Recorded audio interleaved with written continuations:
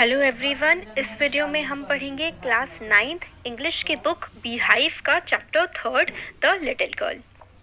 तो इस चैप्टर में एक लिटिल गर्ल के फियर के बारे में बताया गया है।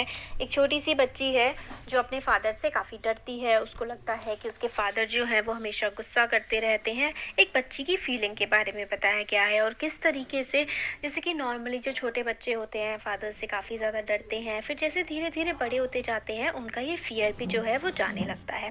तो इसी बारे में ये पूरी जो है वो स्टोरी है। तो एक छोटी बच्ची के लिए, to a little girl he was a figure to be feared and avoided. एक छोटी बच्ची के लिए जो फादर की फिगर होती है, मतलब एक फादर होते हैं, एक ऐसे पर्सन होते हैं जिनसे डरना चाहिए। फियर्ड मतलब डरना चाहिए, अवॉइड मतलब जब वो आए तो वहाँ से मतलब हट जाना चाहिए, चले जाना चाहिए। ऐसी उस बच्चे की माइंड में जो है वो इमेज बनी थी। हर सुबह क्या होता था, जब वो काम पर जाते थे, वो उनके उस बच्ची के फादर जो है वो उसके रूम में आते थे, उसको एक किस करते थे और फिर बस वो अपने फादर को गुड बाय कहती थी। और उसको लगता था ओ फाइनली मतलब एक रिलीफ मिल गया, अब फादर जो है वो चले गए हैं। जब उनके जो कैरेज की नॉइज़ है, मतलब जो जिस चीज़ में वो जाते थे वो कैरेज होता था, जो फेंट मतलब जब हल्की और हल्की होती जाती थी रोड पर जाते हुए, तब वो बच्ची जो है साई ऑफ रिलीफ मतलब शांति की सांस होती है ना, मतलब कि अब चलो ठीक है चले गए, अब कोई डर वाली बात नहीं है, तो वो उसको साई ऑफ रिलीफ तब मिलती थी। इवनिंग में जब उसके फादर आने वाले होते थे, वो स्टेयर केस मतलब सीढ़ियों के पास बिना किसी आवाज़ के जो है वो चुपचाप वहाँ पर खड़ी हो जाती थी। फिर स्टेयर केस के पास से आवाज़ आती थी कि अच्छा, मतलब इसमें ये है कि जो उसके फादर जब आते थे शाम को, तो सीढ़ियों के पास से आवाज़ आती थी कि जो चाय है वो ड्राइंग रूम में रख दो, और क्या अभी तक पेपर नहीं आया है। मदर जो है वो पेपर देखने लगती थी इधर उधर, और फिर वो कहते थे फादर कि मेरे जो स्लीपर्स हैं वो लेकर के आओ, ब्रिंग मी माई स्लीपर्स। तो यही सारी जो है शाम के टाइम का सीन होता था घर का। बच्ची का नाम था कैजिया। तो कैजिया को बुलाती है मदर। वो कहती हैं कि अगर तुम अच्छी बच्ची हो तो जो अपने पापा के हैं बूट्स वो निकाल दो, मतलब जो जूते हैं वो निकाल दो। स्लोली धीरे धीरे जो बच्ची होती है वो उससे स्टेयर्स मतलब सीढ़ियों के पास से आती है, धीरे धीरे बिल्कुल हॉल को क्रॉस करती है और ड्राइंग रूम के डोर को ओपन करती है।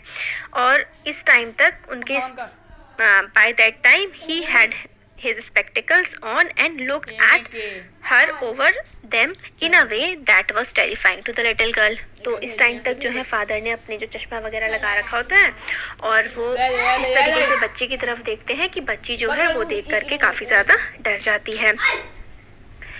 फिर मम्मी बोलती है जैसे, well Kezia hurry up and pull off these boots and take them outside.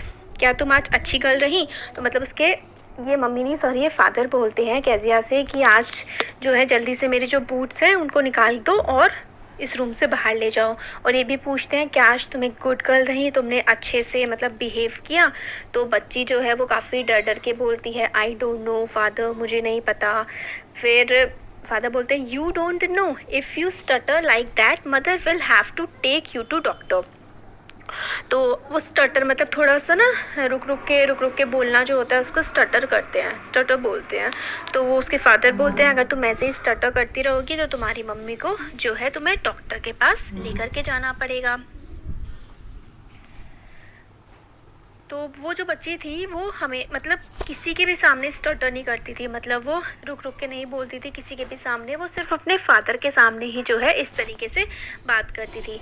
क्योंकि जब उसके फादर के सामने वो होती थी वो काफ़ी ज़्यादा डर जाती थी और उसके मुंह से वर्ड्स जो है वो बाहर निकलना उसको काफ़ी ज़्यादा मुश्किल लगता था। फिर वो बच्ची जो है वो काफ़ी ज़्यादा वेज्ड आउट, मतलब काफ़ी अनहैप्पी सी, दुखी सी लगती है। तो उससे पूछते हैं कि व्हाट्स द मैटर, मतलब क्या हुआ है, ये उससे पूछते हैं।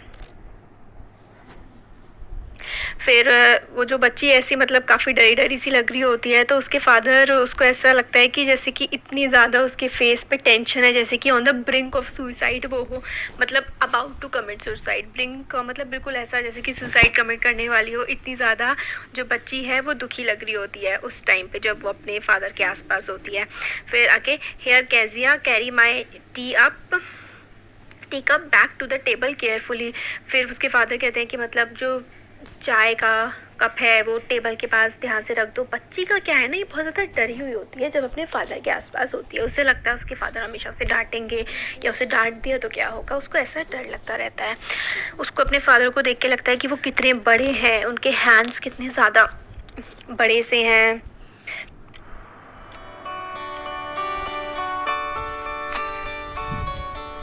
ऑल द बेस्ट भैया। Good morning class. लकीरों में नहीं, तरक्की का रास्ता अब हाथों में है, हाथों में। बदलो अंदाज पढ़ाने का, आसमां छूना इरादों में, बारिश पर पढ़ाओ। उनके हैंड्स, उनकी नेक और उनका जो माउथ है जब वो यॉन करते हैं, मतलब जब वाई लेते हैं, तब वो कितना ज़्यादा बड़ा सा हो जाता है। उनके बारे में सोच के कि वो कितने ज़्यादा जाइंट हैं, कितने ज़्यादा बड़े हैं, वो बच्ची जो है वो डर जाती है।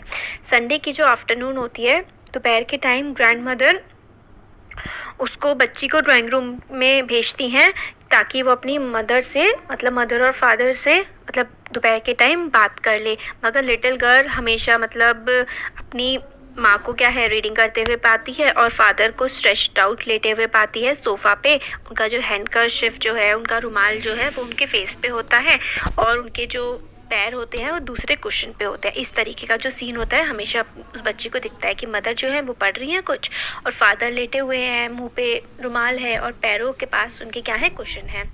और वो स्लीपिंग साउंडली एंड स्नोरिंग, मतलब बहुत ही गहरी नींद में सो रहे होते हैं। स्नोर करना मतलब होता है खर्राटे लेना, और वो खर्राटे ले रहे होते हैं।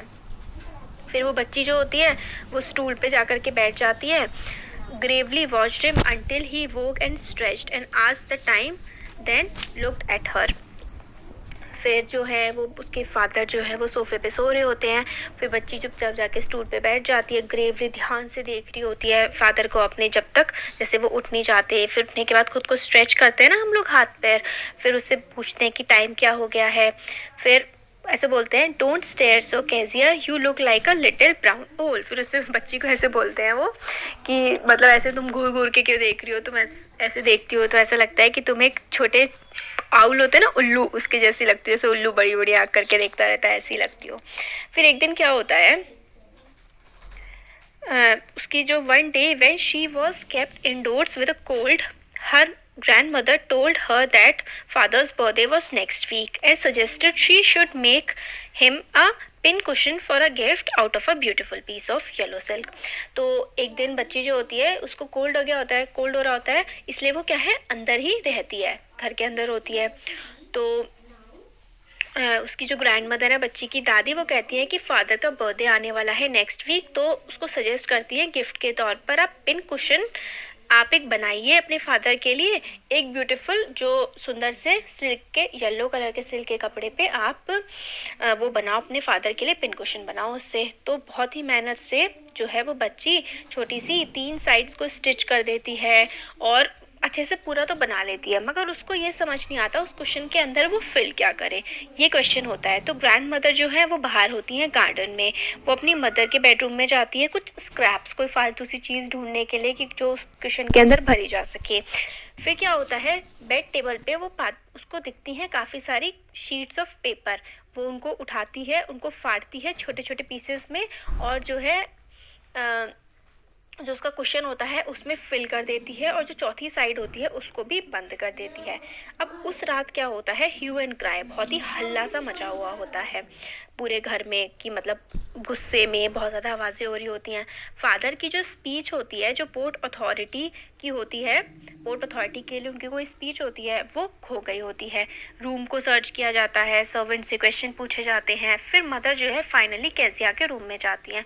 फिर कैजिया से वो पूछती हैं कि मतलब मैं सपोज़ कर रही हूँ कि तुमने कोई जो पेपर हैं टेबल पे जो रखे थे वो तुमने नहीं देखे होंगे।